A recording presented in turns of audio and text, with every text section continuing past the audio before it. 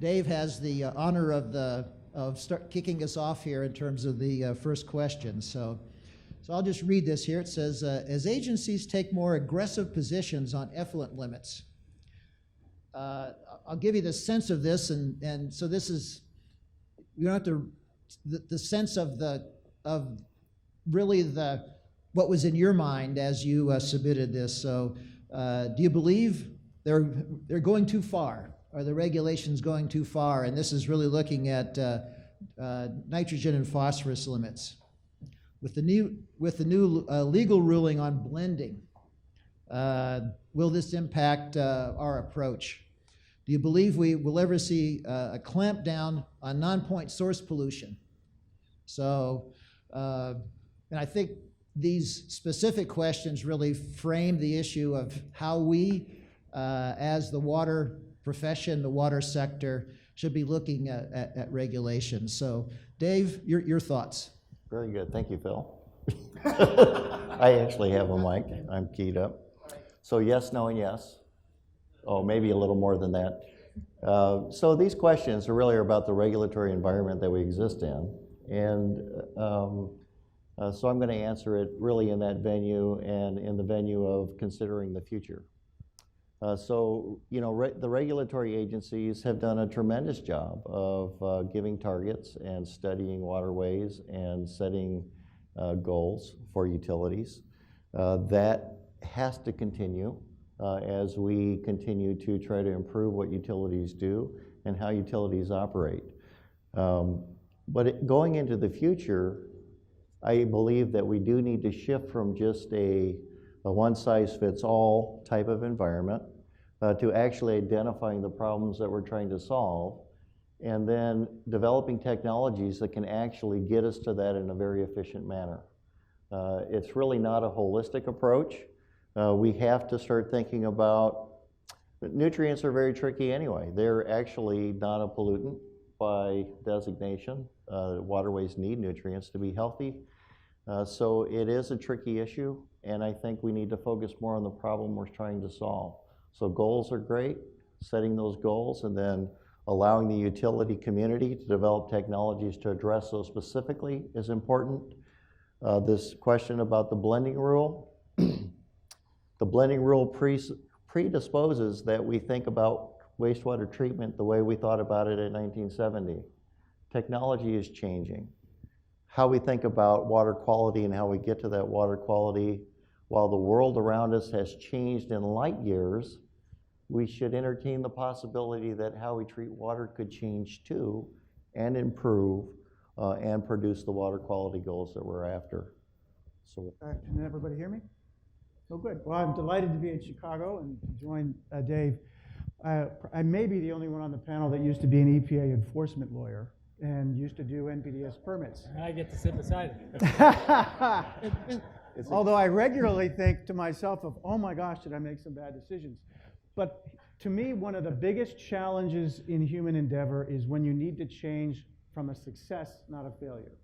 When we fail at something, all of us know, that's so, if the people in this room, I bet all are good problem solvers. The staffs that we have are at their best when there's a problem and they're solving the problem. The challenge for EPA is that they've been extremely successful at reducing nutrients and all sorts of other contaminants from where we started in the 60s and 70s to today. An enormous success. I believe it's one of the great successes of progressive government. There was a problem identified. I grew up in Cleveland. I visited the Cuyahoga River in 1969. That's when it ignited on fire and burned for a week. You go from there to today, and the change has been extraordinary. We should celebrate it. The challenge of a bureaucratic system set up, though, is it continues to do what it's always done.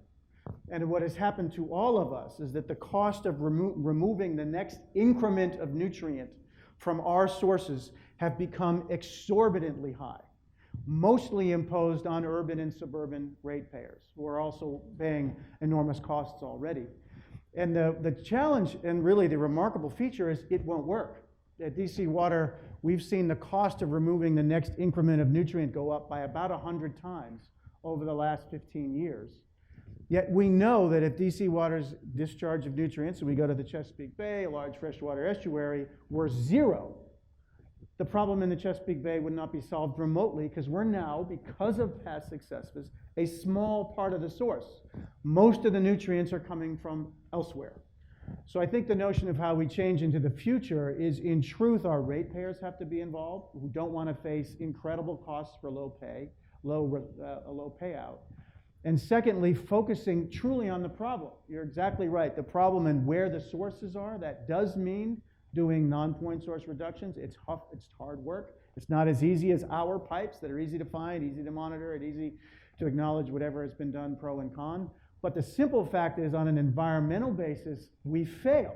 If all of our plants were at zero, that would not clean up the water bodies that we're seeking to improve. That has to come from the sources that are not considered non-point, and that's where in the future I think we have to go.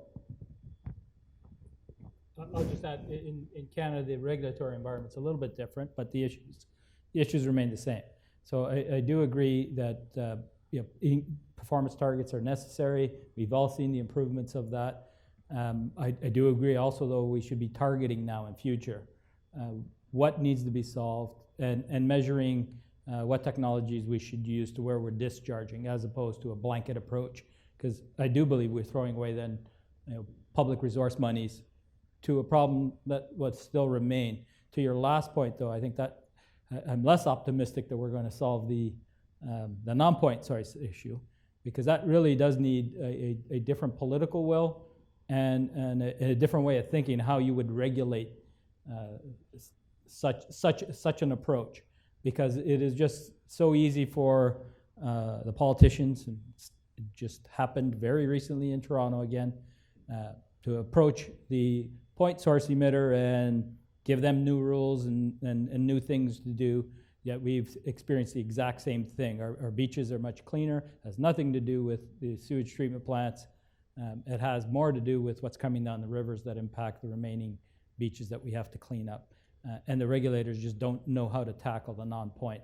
So I'm still waiting to see that change. Let me. And I would add, in California, in the San Francisco Bay Area, they do regulate non-point sources, and they put that burden on the local city. So the municipality is charged with ensuring that the creeks and waterways retain their healthy levels. And as an example, we have a goal of no visible trash in any of the waterways by 2022. I don't see how that's going to happen, but as a municipality with no funding, we're supposed to take that out of the general fund and find it. And it certainly is leading to some creativity, and that includes other pollutants as well. Yeah, in North Texas, we provide a mission for water, wastewater, and solid waste. All of our reservoirs are man-made. All of our raw water supplies come from the reservoirs. So it's absolutely important that we stringently control, what we're putting into the streams and into the reservoirs. It's absolutely got to be a collaborative effort, as the others have said, between the benefits and the costs. We're working watershed protection programs to go after, in time, the non-point sources that are out there. It's so important with relying solely on reservoirs out there. It's going to be an important mission for all of us, and a challenge, because as all of us are dealing with aging infrastructure, new projects, particularly my region is very, very fast growing. We've got a number of new projects that we've got to build to meet that growth. Aging infrastructure, new projects, and now regulatory requirements. If you Google skyrocketing water bills, you'll see that that's happening all over the United States. And it's happening in North Texas as well, and throughout all of Texas. So there's got to be that gentle balance between benefits and costs. Folks, these were your questions. I think we've had just really a wonderful discussion here, and let's thank our panelists here for their contribution.